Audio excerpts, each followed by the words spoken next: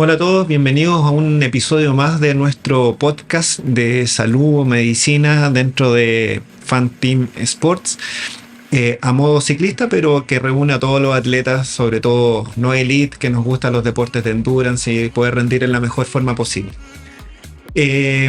A ver, es difícil poder hacer una buena introducción al tema que nos convoca hoy en día, pero voy a hablar por mí. Creo profundamente en la equidad entre hombres y mujeres, no en la igualdad, pero en la equidad, porque somos distintos, pero profundamente.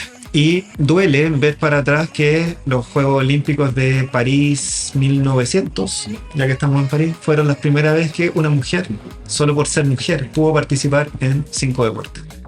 Y no podía participar en los deportes de endurance porque no son para mujeres. Y la mujer que andaba en bicicleta tenía cara de velocidad, lo cual era una enfermedad. Una mujer que andaba en bicicleta era una enfermedad, hasta hace no muy poco tiempo.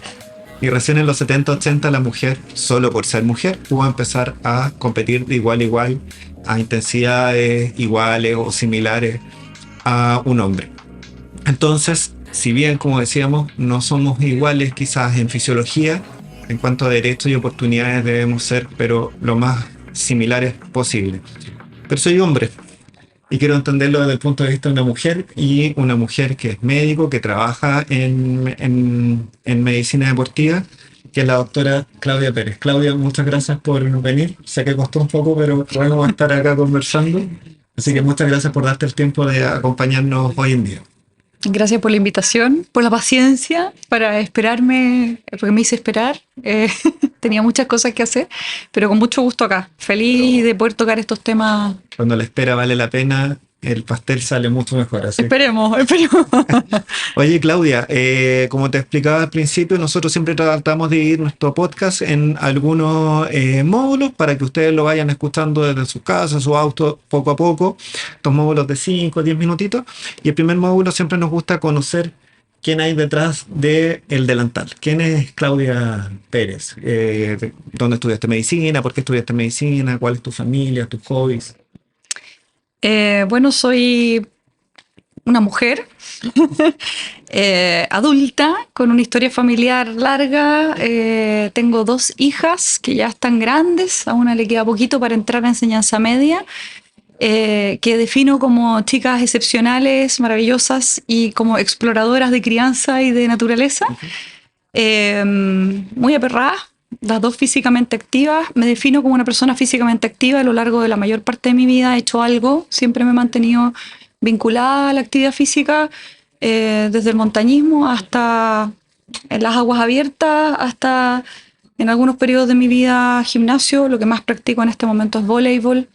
Tengo una pareja maravillosa que es el padre de mis criaturas, que también por suerte es una persona muy activa, así que nos respetamos bastante los tiempos de dedicación protegida al entrenamiento. Y estudié medicina, diría que casi por una cosa medio azarosa. No tenía la motivación cuando estaba en el colegio, pero finalmente tomé la decisión de entrar y podía, así que estudié medicina. Hice mi carrera en la Universidad de Chile y después hice un posgrado en medicina interna con la Universidad de Valparaíso. Después de eso hice un magíster en ciencias biomédicas en la Chile con mención en nutrición, y tengo un certificate en medicina del deporte, que fue en línea con la Universidad de Queensland. Yeah.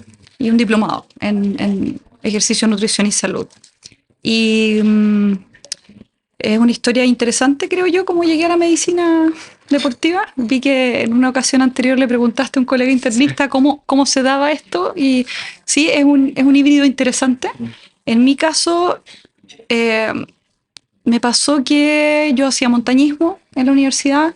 Como montañista entré 4 años como ayudante alumno de fisiología, particularmente en el Laboratorio de Fisiología de Ambientes Extremos y de Altitud de la Universidad de Chile, con un gran maestro, el doctor Klaus Penn.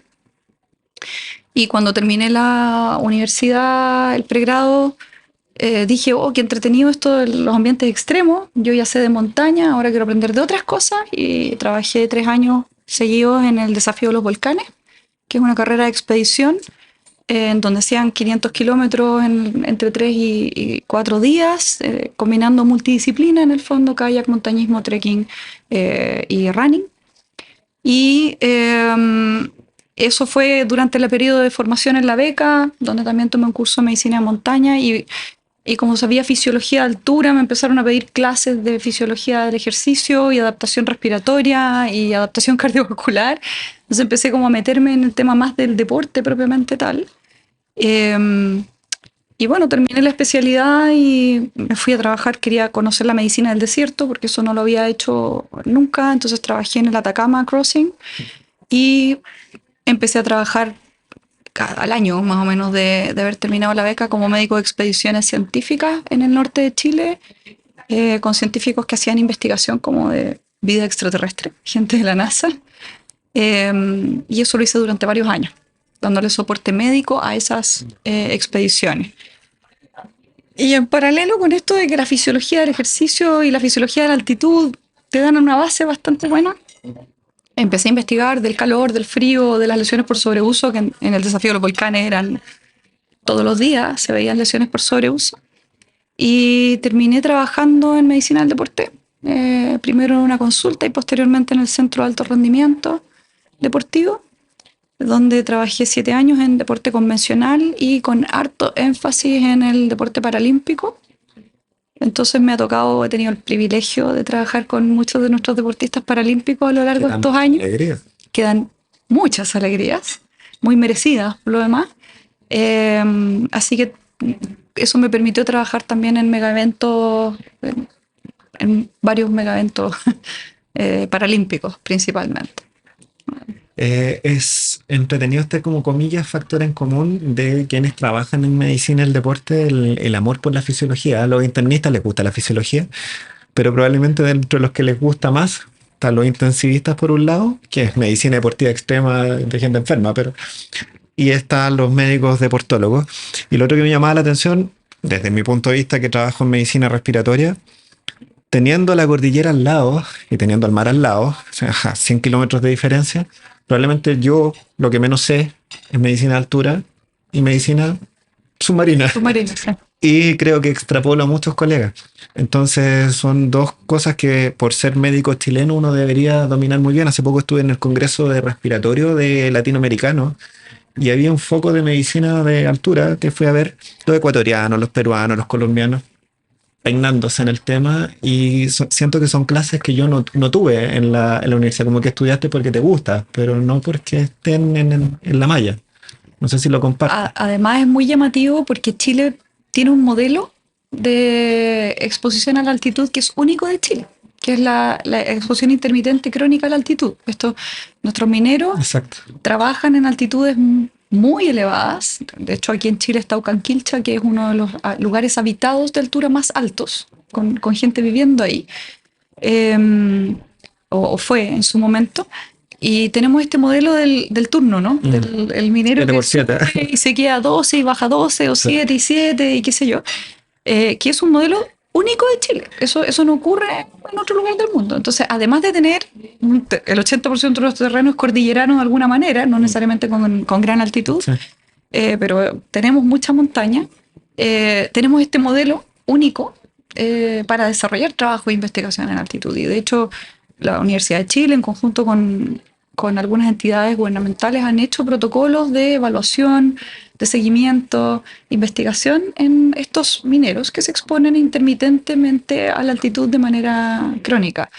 Entonces, como, claro, o sea, deberíamos ser bastante duchos en la materia. Y pasarle una bicicleta a esos mineros y quizás tendríamos un campeón del mundo. O varios, claro. O bueno, el montañismo, de hecho, a Chile no le va mal, considerando que somos un país chiquitito y no con tantos recursos, pero sí hay una tradición de montañismo que se perdió un poco en algunas décadas. Acá hay algunos entrenadores que llevan años, bueno, estuvo acá con nosotros Jorge Cajigal, años haciendo entrenamiento en altura, décadas. Pero claro, ahora salió el Jumbo Visma que tiene, bueno, ex Visma, que tiene 12 temporadas al año de altura y hay que hacerlo como el Jumbo. Siempre estuvo acá. Entonces, o sea, Jorge siempre lo ha hecho, sí, y sus protocolos son protocolos muy estudiados, muy bien basados en evidencia y muchos de ellos en el empirismo, en el fondo, porque, bueno, Jorge era el estudiante de magíster de Klaus Bern cuando nosotros éramos ayudantes de alumnos de fisiología. Entonces lo conozco también hace muchos años. Hicimos salidas a Putre a tomar muestras juntos y qué sé yo.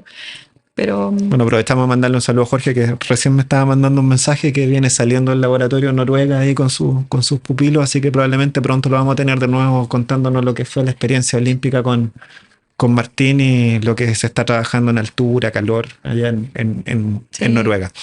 Claudita, vamos a hacer una pequeña pausa y después vamos a entrar de lleno a lo que son estas, ¿cómo se llama? Modelos fisiológicos no tan estudiados, que es del cuerpo femenino, para intentar comprenderlo y poder opinar cuando hablemos al respecto en salud deportiva en mujer con mayores fuentes que te vamos a estrujar al respecto.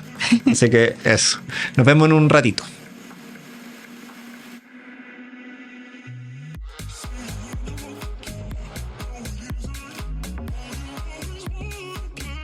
Ya, estamos de vuelta. Muchas gracias por esperarnos. Recuerden que pueden escuchar nuestros episodios en YouTube y en Spotify, donde los invitamos a que se suscriban. Eso nos ayuda. Y cada comentario, duda, pregunta que vaya surgiendo lo pueden escribir y nosotros amablemente felices vamos a intentar responder porque salen algunas preguntas un poco complejas. Claudia, si bien ambos, como hablábamos, somos Homo sapiens, quizás yo más neandertal que tú, pero Homo sapiens al final.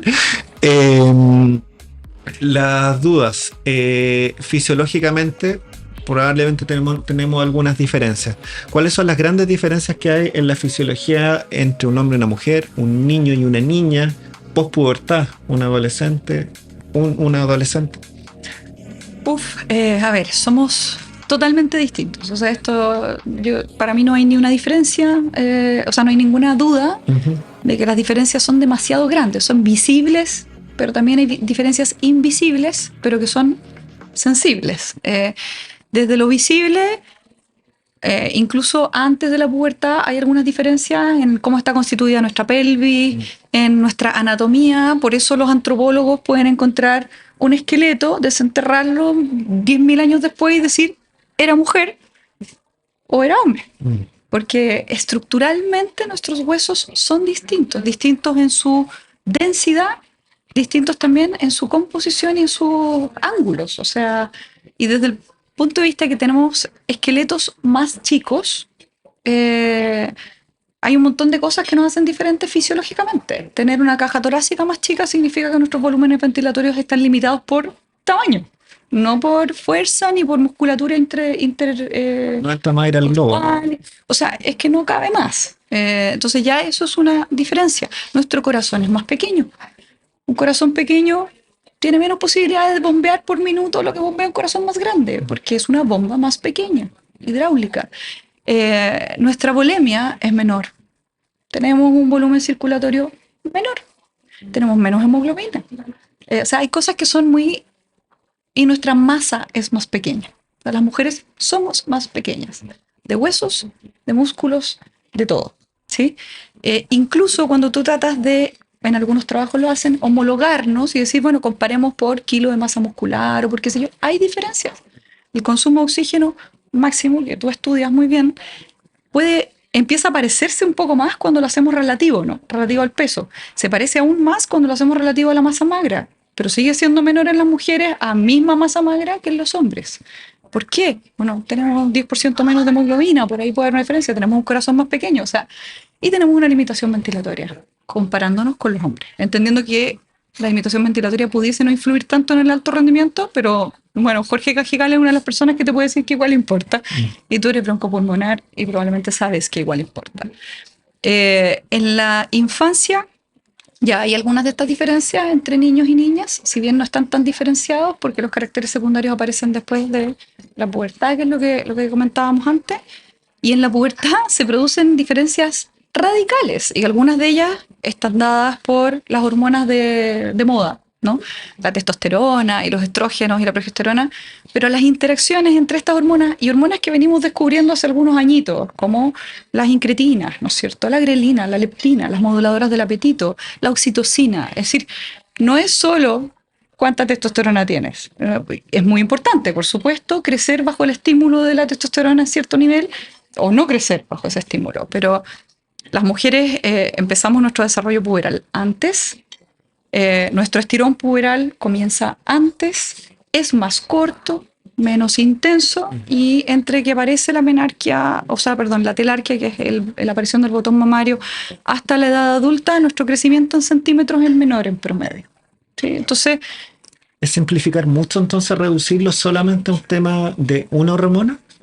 ¿A testosterona? Me encantaría poder decir que es tan fácil, pero los que hacemos medicina del deporte medimos niveles de testosterona, cortisol. Luis Vergara te lo comentó en algún momento, regularmente. Y a veces tenemos personas que están muy bien con niveles de testosterona muy bajos y tenemos personas que están muy mal con niveles de testosterona muy altos. Y tú no tienes que decirles, lo que tienes que seguir es cómo se comportan. Yo creo que en la medicina es una ciencia-arte, como dicen, y yo creo que tiene bastante más de arte que de ciencia. Totalmente de acuerdo. Y al final tú tratas a una persona que se siente de una determinada manera, independiente de lo que digan sus exámenes de laboratorio. Esto que decía Luis de no tratamos exámenes, tratamos personas. Exacto. En el caso de, si queremos pensar en el tratamiento de mujeres y hombres, niños, adultos, es mucho más sensible porque no tenemos parámetros que podamos medir y decir aquí lo que te está pasando es algo súper normal, menos para un deportista. O sea, deportistas, si es que existen los parámetros de referencia, alguien los tiene muy bien escondidos porque no están publicados en la literatura.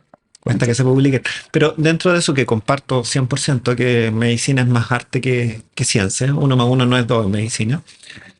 Tiene algo de ciencia y donde uno trata de ser un poco riguroso en cuanto a método científico para intentar en la medida de lo posible compararnos y no hacer lo que yo creo, sino lo que se ha estudiado, lo que está demostrado, sin sesgos. Porque muchas veces el sesgo es intrínseco al humano. Intrínseco a la naturaleza. Sí. Y ahí nace la medicina basada en la evidencia, que hay estudios... La palabra evidencia está, pero sobreutilizada. Entonces se hablan de los resultados muchas veces, de las conclusiones muchas veces, pero nos saltamos la parte más importante de un trabajo, que son los métodos. Que es donde, ¿quién entró al estudio? ¿Qué estamos comparando? Peras con peras, manzanas con manzanas, flores con flores, etc. Entonces, bajo ese punto de vista, la medicina basada en la evidencia, probablemente la pregunta es media obvia, ¿es importante en medicina deportiva? Y segunda parte, como para entrar un poquito más en detalle, ¿cuál es el déficit que tiene la medicina basada en la evidencia actualmente aplicada a la medicina deportiva, sobre todo en el subgrupo mujer? A ver, ¿importa la medicina basada en evidencia? Yo creo que importa en todos los ámbitos. O sea, en cualquier ámbito en el que un médico pretenda interactuar con un paciente o con una persona que viene a buscar su asesoría, tiene que haber una base de evidencia lo más sólida posible, lo mejor fundamentada posible, lo más educada posible. O sea, como base es necesario tenerla. Y por supuesto mejora nuestros procesos y nos hace entender mejor la naturaleza de aquello con lo que trabajamos, que son personas.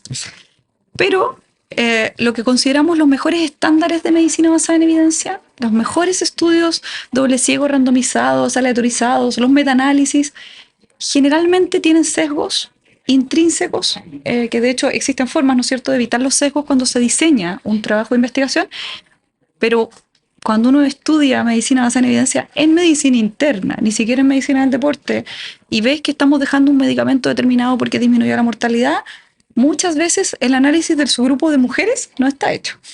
Y sin ir más lejos, las mujeres que aparecen no son de Sudamérica y no son de Chile. Y no tienen la mezcolanza que tenemos nosotros, ni comen lo que tenemos nosotros, ni viven en las ciudades que vivimos nosotros. Entonces, por esto el arte, ¿no? De repente conocer la guía y entender el resultado del paper es muy fácil, habiendo hecho todo lo que puede analizar cualquiera. Pero decidir aplicarle esa guía o ese resultado del paper a una persona que no estaba en el grupo de estudio y que no había nadie que se le pareciera, es una decisión un poquito más compleja. Entonces, si esto ocurre en medicina interna, y insisto, está lleno, cuando uno revisa papers buenos de medicina interna, las mujeres siempre estamos subrepresentadas. Y cuando estamos representadas es en comparación con los hombres. O sea, a diferencia de los hombres, a las mujeres les pasa esto. No es como las mujeres son así y los hombres son así. No. A diferencia de los hombres pasó esto.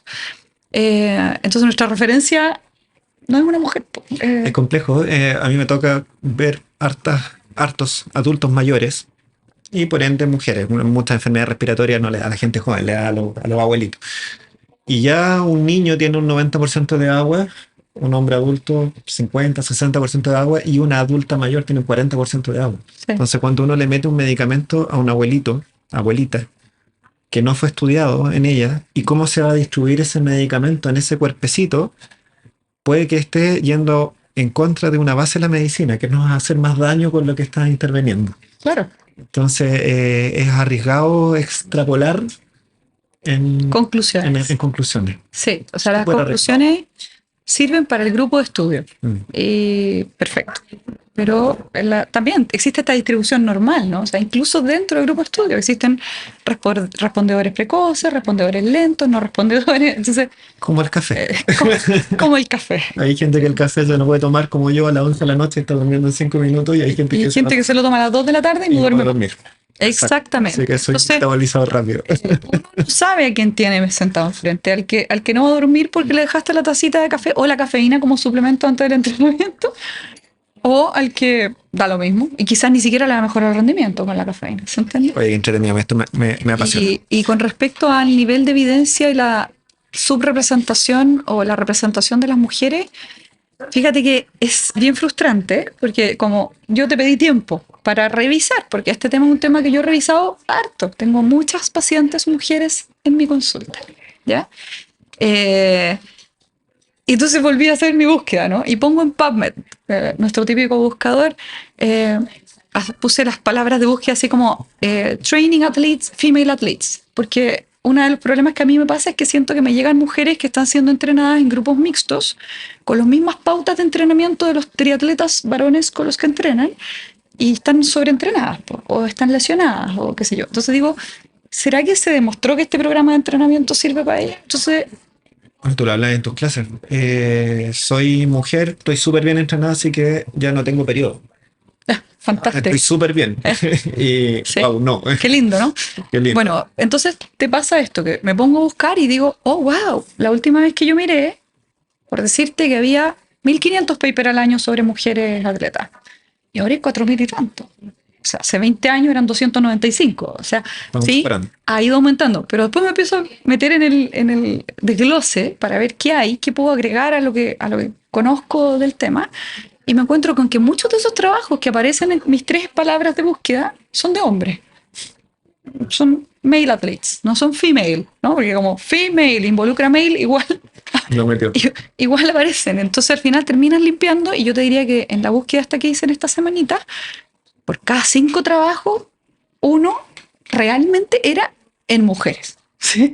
Atletas. Entonces, es un tema que está muy en boga. Hay publicaciones, hay guías de nutrición para la mujer atleta, cosa que me parece maravillosa, basadas en evidencia, pero todavía falta un montón. Muy matea Claudia. Yo hace rato la venía pololeando para que viniera acá a hablar con nosotros y nos dice, no, voy a revisarlo más, pero Claudia, si sabes todo. No, pero igual, así que te felicito. Sí, Muchas no, gracias. nunca se sabe todo, ¿no? Bueno, vamos a hacer nuestra segunda pausa para luego retomar y seguir profundizando en algunos de estos temas para que el que está medio complicado de tiempo nos vaya escuchando en forma pausada.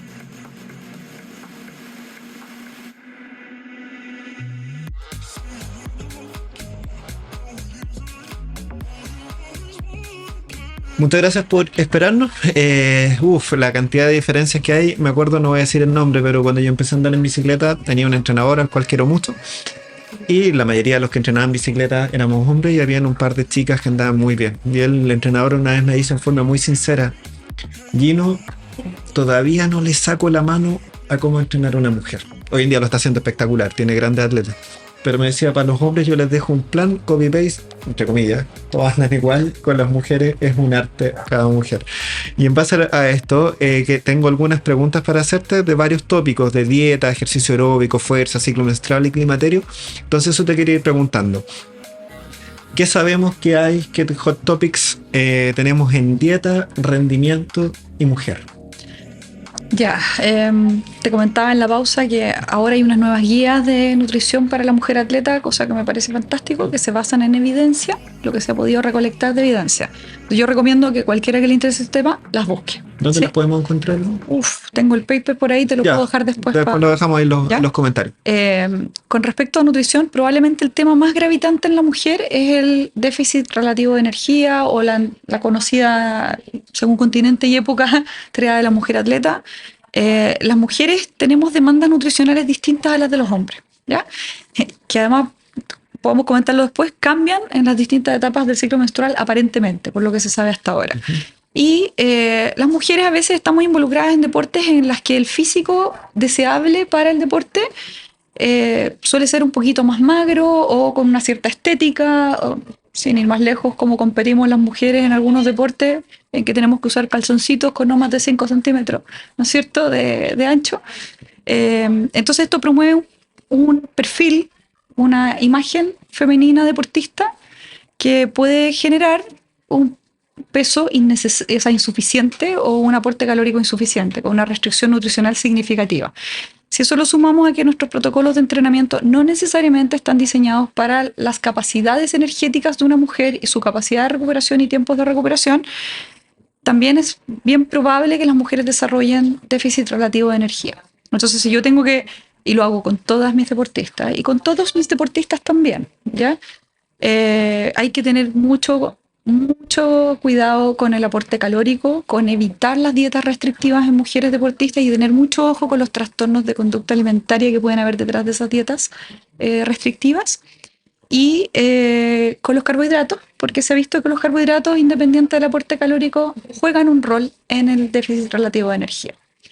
Habiendo dicho eso, que es como universal para todos los deportistas, pero en las mujeres, digo, pongan énfasis en el tema del aporte calórico porque podría ser distinto en distintas etapas del ciclo. Las mujeres tienen algunas cosas especiales nutricionalmente. Tenemos mucho mayor prevalencia de anemia, mucho más incidencia y prevalencia a lo largo del ciclo de entrenamiento de anemia y de déficit de hierro, a veces sin anemia. Y esta entidad, que es el déficit de hierro sin anemia, es un poquitito ignorada por los que somos internistas y por los médicos que lidian con las mujeres a veces. La hemoglobina está bien, olvidar de la ferritina. Sí, espérate, la hemoglobina está bien para la normalidad, para una mujer que está definida como de 12 a X, o sea, Sí. en cambio los hombres de 13 a X. Exacto. ¿Sí? Entonces, ¿hasta qué punto es normal que una corredora ultrafondista, no sé qué, tenga una hemoglobina de 12.1? Entonces, un poco el comentario aquí es, yo considero que una mujer no tiene la hemoglobina normal hasta que no tiene déficit de hierro y tiene la hemoglobina que tiene cuando no tiene déficit de hierro. ¿Se entiende? Porque a veces te tocan mujeres que tienen hemoglobina de 13, pero te encuentras con déficit de hierro en los exámenes y están cansadas, están agotadas y qué sé yo, y tú les suplementas hierro y sube la hemoglobina a 15. Y tú dices, a ver, ¿cuál era la normal para esta mujer? ¿Se entiende? Entonces, ojo con el hierro. Ojo con el hierro porque las mujeres tienen las pérdidas menstruales cuando menstruan regularmente, porque las mujeres tendemos a consumir menos carne. Es una cuestión como atávica, aparentemente. Sí. Porque tendemos a consumir más vegetales y más infusiones, y estas cosas pueden afectar la absorción del hierro nutricional. O sea, puede ser que estemos comiendo la cantidad correcta, pero que estemos antagonizando la absorción del hierro. Entonces, hierro es importante en las mujeres. Calcio, vitamina D. En todas las etapas de la vida, las mujeres tenemos más necesidades de calcio y vitamina D que los hombres. Y por supuesto, en la etapa periclimatérica, postclimatérica, esto ya pasa a ser una indicación como que hay que hacerlo. Ya no es solo una suplementación, es parte de un tratamiento para mejorar la calidad ósea o mantenerla. Yo debo reconocer que acá tengo un sesgo, así que quizás no vale tan científico, pero con estos temas de moda de repente, el entrenamiento en ayunas, los grandes ayunos, hay que diferenciar, pienso yo, entre la persona que está con sobrepeso, sedentaria, que tú decís, finalmente va a hacer un déficit calórico, quizás puede ser, pero la cantidad de mujeres que uno ha visto, profesionales y no profesionales, que se han fundido cuando empiezan una corredora de cross country, en carreras de 1 hora a VO2 max todo el rato, haciendo entrenamientos en ayunas, quizás con estudios hechos en hombres sedentarios. Y aparte que es una cuestión que uno tiene que cuestionarse, ¿eh? Porque con respecto al ayuno intermitente, se ha visto que los resultados fisiológicos, hormonales, la endocrinología de una mujer que hace ayuno intermitente es distinta a la de un hombre. O sea, la respuesta al mismo estímulo es distinta. El momento del ayuno. Para el hombre da lo mismo ayunar en la tarde, ayunar en la mañana. Para la mujer no da lo mismo. Ayunar en la mañana aumenta la insulinoresistencia, genera más hiperglicemia. O sea, tiene un efecto desfavorable metabólico. Para el hombre es favorable. Entonces, volviendo al tema, no podemos extrapolar aquello que creemos que funciona muy bien en los hombres a las mujeres porque somos distintas. Nuestro ritmo circadiano es distinto y nuestro ritmo circadiano tiene 28 días. Entonces, cada día es distinto. Es ponerse a opinar sin tener esos detalles, es andar con mono con navaja, como dicen por ahí. Oye, y en cuanto a ejercicio aeróbico y mujeres, ¿qué grandes diferencias pueden haber? Zonas de entrenamiento, la zona 2 que está tan famosa, ¿puede haber tanta diferencia en hombre y mujer? Ay, qué buena pregunta. Mira, lo lindo que tiene el ejercicio, voy a hablar del fondo y ultrafondo, ¿ya? Es que ahí es donde más se han acortado las diferencias entre hombres y mujeres, ¿ya? Aparentemente las mujeres sí tenemos, no sé si es como una mentalidad o un cuerpo que aguanta muy bien la resistencia, la ultra resistencia. Entonces, en el fondo, en cuanto al entrenamiento aeróbico, es cierto que quizás no vamos a alcanzar el peak, no vamos a alcanzar el consumo máximo de oxígeno que alcanza un hombre, pero es probable que nuestra economía de carrera o nuestro subumbral sea muy bueno, podamos mejorarlo y podamos alcanzar distancias o tiempos de entrenamiento prolongado a esos niveles, porque parece ser que estamos como bien diseñadas para el ultrafondo, ¿sí? Habiendo dicho eso también tiene implicancias en el entrenamiento. Y por otra parte, nuevamente, lata volver con esto, pero hay fases de nuestro ciclo menstrual en que aparentemente somos más buenas para oxidar grasas cuando hacemos ejercicio. Entonces tú me dices, esto del segundo nivel, o sea, perdón, de la zona 2 y qué sé yo, y el Fat Max y toda esa cuestión, tampoco es lo mismo en hombres que en mujeres. Y probablemente con el tiempo nos vamos a dar cuenta de que quizás es conveniente que una mujer haga su aeróbico si estamos pensando en quemar grasas, ¿no es cierto? O en conseguir el peso óptimo de competencia en la segunda etapa del ciclo menstrual y no tanto en la primera etapa del ciclo menstrual, ¿sí? Después vamos a hablar un poquito del ciclo menstrual, entonces puedo hacerte algunas notitas sobre eso. Pero yo creo que la mujer está muy bien diseñada para el ejercicio aeróbico prolongado, para la distancia, la ultradistancia. Creo que las mujeres tenemos ventajas comparativas también en los ejercicios acuáticos, llámese natación, porque la distribución de grasa que tenemos en nuestro cuerpo nos permite mayor tolerancia a veces al frío y también una mayor flotabilidad. Y las mujeres que aprenden a nadar desde chiquititas son súper eficientes en el nado. Entonces tampoco vamos a ser quizás tan rimbombantes en la potencia, en hacer los 50 metros, los 100 metros, porque brazos de palanca distintos y qué sé yo. Pero probablemente en las largas distancias, en aguas abiertas y qué sé yo, tenemos una buena chance de hacer... Bárbara Hernández. Bueno, es bonito, es un ejemplo chileno y le digo súper bien, pero en el fondo, o sea, chicas, no se desanimen. En el fondo, ultrafondo, yo lo veía con mis compañeros en montaña, en el fondo. O sea, andamos muy bien. Si mío es un Ferrari por su capacidad de andar en el desierto, probablemente va a ser un mal auto. Exactamente. Somos más, yo creo que somos buenas... Sí. 4x4 largo. Yo creo que el tema de la cabeza, como tú lo mencionaste, yo alguna vez cometí la estupidez, comillas, estupidez, de correr una carrera de ultradistancia con un gran amigo. Lo tomé como unas vacaciones, que es la Cross Andes. 1100 kilómetros, 14.000 de altimetría. La cabeza de las mujeres es impresionante. Pueden haber cosas fisiológicas que tú decís, pero un hombre como que, no, hasta aquí nomás llegué. La mujer se le mete la cuestión entre ceja y ceja y la meta del próximo objetivo. Sí, yo creo que los deportes de fondo y ultrafondo, un 50%, hablando de cierto nivel hacia arriba, ¿no? Un 50% es cabeza, ¿ya? Porque todos llegan bien entrenados. Sí. Pero aguantar cuando se te puso a llover, o sea, hay cosas, sobre todo en el outdoor. Podéis entrenar lo que queráis, pero tienes que tener una tolerancia a los elementos y a la frustración que va más allá de tu nivel de entrenamiento, ¿sí? Es como entrenar en rodillo versus ir al cerro, ¿se entiende? Como que, entonces yo creo que en ese sentido las mujeres, ejercicio aeróbico, bien, además de tener muchos beneficios cardiovasculares, igual que los hombres, ¿no es cierto? y en tu sobrevida. Pues, porque, ojo, ahí sí, los trabajos que hablan de que por cada aumento que tenemos en nuestro consumo máximo de oxígeno, los METs, ¿no es cierto?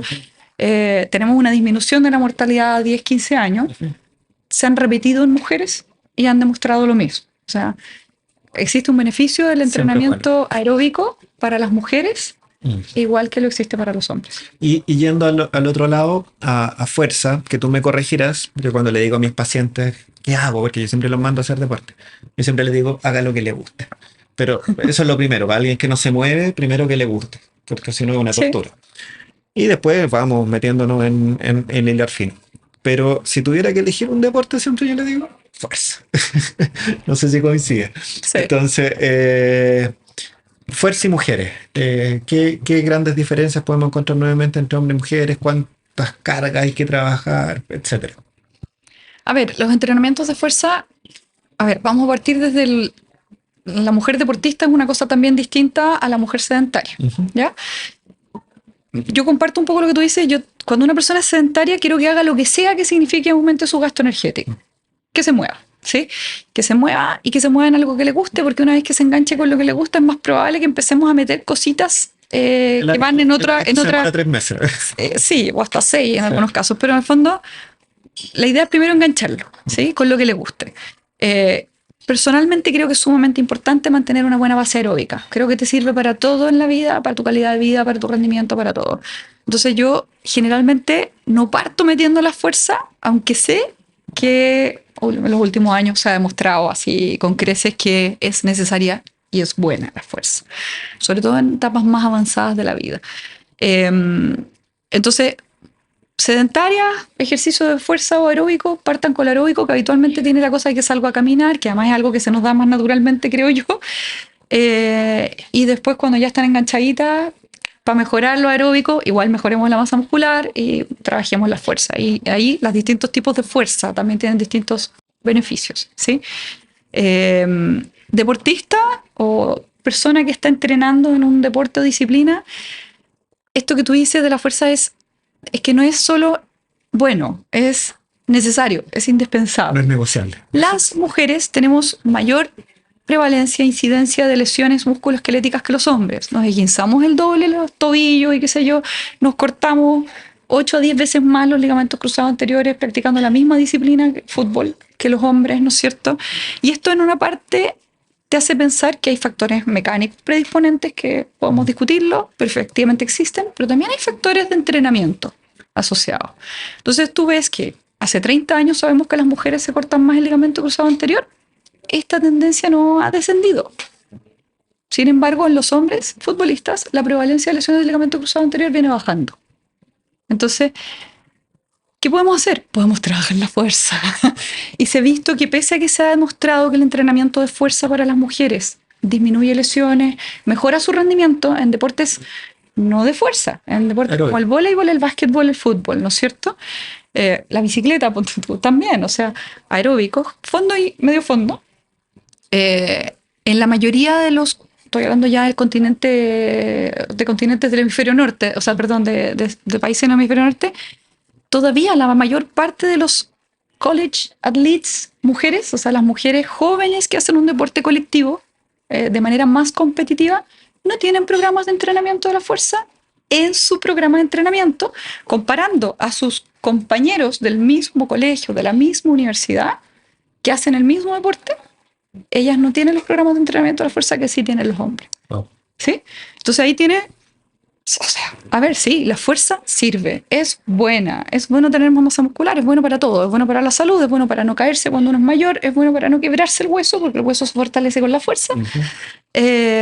Entonces, como que en la medicina interna, sí, 2 veces a la semana fuerza, fantástico, 3 veces, mejor todavía. Pero en el entrenamiento, en el atleta, más encima estamos al debe, porque sabemos que influyen las lesiones y todavía no lo estamos aplicando. Volviendo al auto, yo siempre pongo un ejemplo con el auto.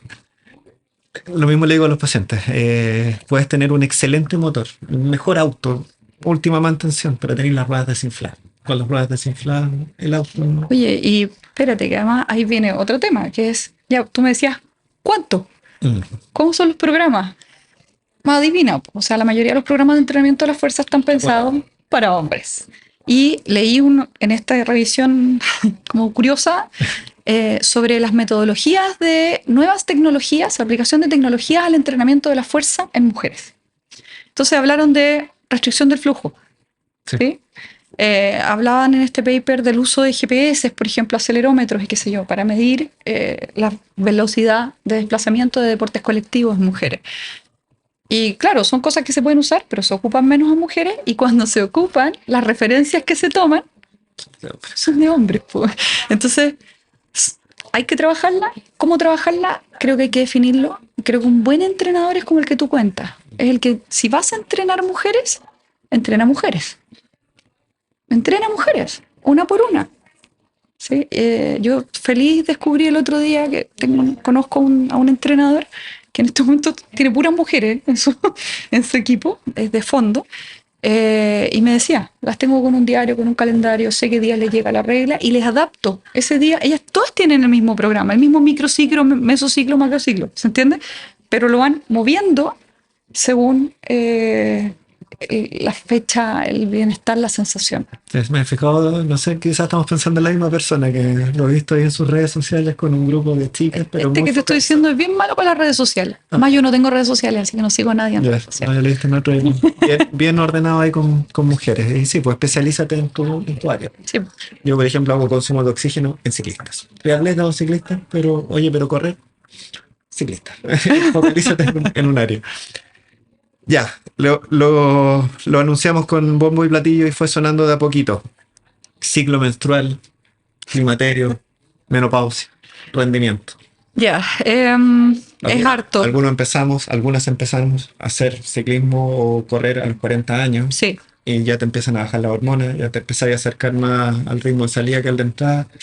Hay diferencias, nos tenemos que focalizar en algo, tengo que prestar atención a algo. Yo creo que algo que uno puede observar si tú has hecho deporte de fondo, en el fondo, es que a los cuarentones nos viene bien el fondo. Más que el sprint. Sí, o sea, como que los buenos en las carreras de ultrafondo y fondo no son los de 25, No. ¿sí? Son los de 35, 40, y de hecho esas categorías son como las más difíciles en general. Sí.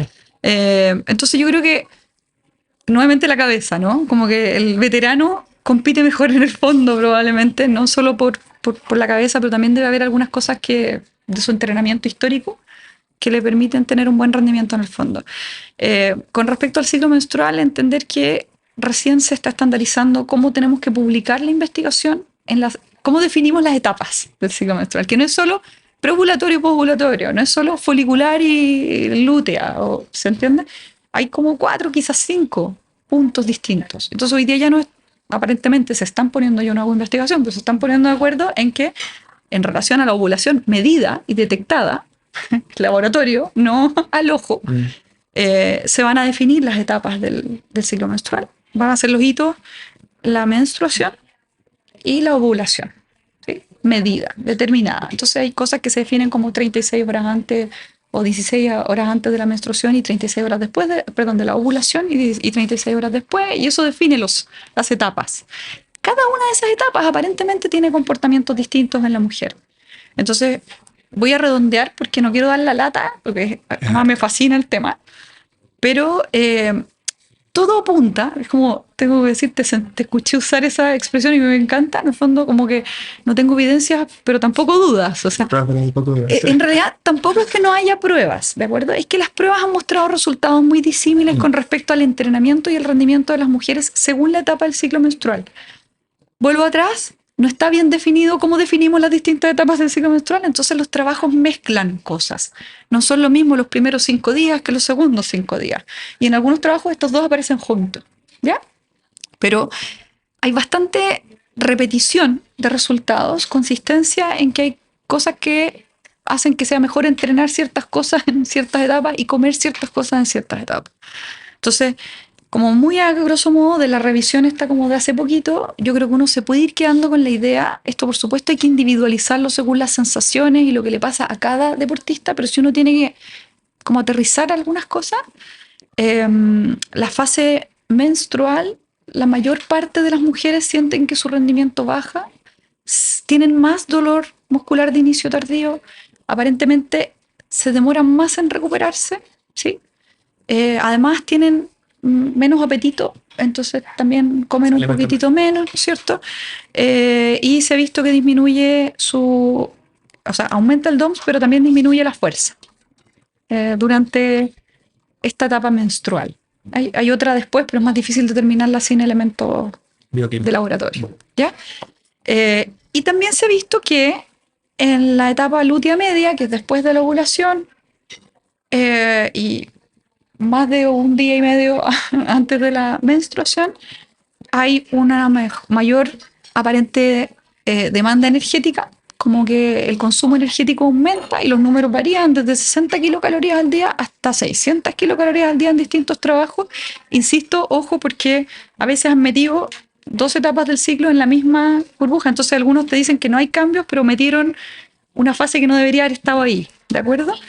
Pero pareciera ser que hay bastante consistencia en que nuestro gasto energético aumenta después de la ovulación en esta fase lútea media, y por lo tanto nuestro requerimiento energético debería aumentar. Parece ser que hay más proteólisis en esa etapa, entonces proteínas, ¿no es cierto? Quizás es una etapa en la que hay que ocupar las proteínas. Cuando se realizan pruebas aeróbicas, aparentemente se desplaza un poco la curva al consumo o a la oxidación de lípidos en esa etapa. Entonces quizás si vamos a hacer algo que pretende quemar grasita o mejorar la batería oxidativa de grasa, podría ser un buen momento hacerlo en ese momento. Y disminuye el DOMS, mejora la velocidad de recuperación, entrenamiento y la sensación como de esfuerzo y la fuerza. Sí, sin querer alargar mucho para no complejizar porque es un tema difícil. Entonces, 2 puntos claves serían menstruación y ovulación. Ovulación, menstruación evidente. Ovulación cuando no tengo cómo medir LH. ¿Temperatura? Temperatura, pero el tema es que las temperaturas para ovulación tiene que ser de 0,2 grados. Entonces, nuestros termómetros en realidad no. O sea, el alza térmica son 0,5, pero como existe una variación del instrumento de medición, podría no ser una tan buena... Pero ¿cómo me podría acercar yo, atleta máster, no soy profesional, a saber cuándo estoy...? Muchas mujeres saben cuando están ovulando. Yeah. Muchas mujeres, cuando tú las educas con respecto a qué pasa cuando ovulan, se dan cuenta de que sí se dan cuenta de cuando ovulan. Y si pudiesen medir la temperatura podría servir, pero como te digo, a lo mejor te va a permitir determinar esa fase lútea media porque lleváis 3 días con un poco más de temperatura, pero podría ser necesario usar termómetros distintos. Y lo otro es que en Estados Unidos ya se venden y las clínicas de fertilidad los tienen. Sí. Estos sticks urinarios, o sea, es LH urinaria, determinación urinaria del tiempo de ovulación. Eso se puede hacer y no es tan caro, y de repente si una mujer empieza a tener como esta retroalimentación de mira, este día me pasó esto y justo ovulé, después ya puede prescindir un poco de ello. Umbral muy importante a considerar entonces. Sí. Como umbral, entre comillas. Oye, cuando nos dicen que somos los hombres básicos y las mujeres más complejas, pucha que es cierto. Por lo menos fisiológicamente, yo creo que sí. No, o sea, yo siempre digo, si tú quieres regalarle un regalo que te importe, un regalo bonito a una amiga o un amigo, a un amigo es muy fácil. Hay cinco regalos. Una mujer la tienes que conocer muy bien. Sí. Tienes que conocerle muy bien. Vamos a hacer nuestra última pausa para empezar a cerrar esta interesante y apasionante conversación.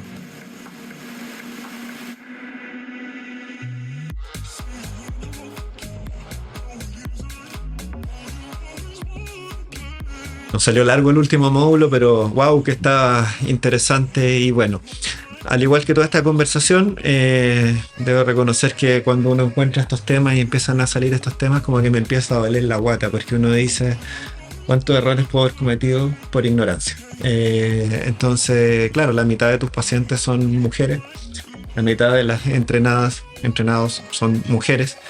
Así que qué bueno poder tratar de hacerlo mejor, y quizás no sabemos todo.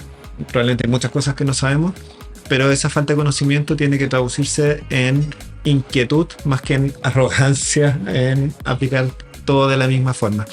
Claudia, ha sido muy interesante. No sé si te gustaría transmitir algún mensaje clave, mensaje puntual con el cual nos podamos quedar al respecto, quienes nos han estado escuchando. Yo creo que una de las cosas que a uno le enseñan los entrenadores cuando trabajas con los entrenadores es que el entrenamiento tiene especificidad. Uh-huh. Tiene especificidad para una determinada disciplina para un momento y para un objetivo. Exacto. Tiene que ser específico para la mujer. ¿Sí? Son rutinas distintas, son disciplinas distintas, son objetivos distintos. Tiene que ser específico. Tú dices, hay tantas cosas que no sabemos. Yo creo que la mayor parte de las cosas que hay que saber no las sabemos todavía. Y lo encuentro súper emocionante. Creo que se están abriendo ojitos y líneas de investigación que los que somos flojitos para investigar podemos buscar y acoger. Pero tenemos que partir de la base de que la mayor parte de lo que hay que saber no lo sabemos. Y escuchar a las deportistas, porque ellas saben. La mayoría de las deportistas además son personas que se conocen muy bien. Ellas Sí. A veces hay gente que no es capaz ni de decirte lo que sienten. Las deportistas, cuando algo no está bien, lo saben, ¿ya? Entonces, escuchar a las deportistas. Y las deportistas, escuchar a su cuerpo, porque de verdad que cuando uno está armonioso y las cosas están bien, uno sabe lo que le está pasando, sabe que hay algo que no anda bien. Y entender, lo dijo también el Luis en el podcast que vi, que los exámenes de laboratorio están al debe. La mayoría de las cosas en medicina del deporte no se pueden medir para mostrarle a nuestros deportistas el número alterado que nos da la razón. Ni siquiera sabemos cuál es el número que hay que medir. Y muchas de las cosas que aquí podrían estar alteradas no es llegar y medirlas tampoco. O sea, sin ir más lejos, muchos de los estudios hormonales uno no los manda a cualquier laboratorio. Porque uno sabe que la determinación de ciertas hormonas, la insulina, por ejemplo, tiene una metodología y una estandarización muy estricta. La testosterona. ¿Vamos a medir la testosterona libre? ¿Really? Sí, son muy pocos los lugares donde se puede utilizar la testosterona libre que te entregan en el laboratorio. Entonces, hay cosas que no sabemos si hay que medir, no sabemos cuál es lo normal, no sabemos cómo medirlas y las mediciones tienen mucha dispersión sin que podamos considerarlas anormales, ¿sí? Entonces, específico, trabajar con las mujeres y entender que sin ningún lugar a dudas las mujeres somos distintas a los hombres.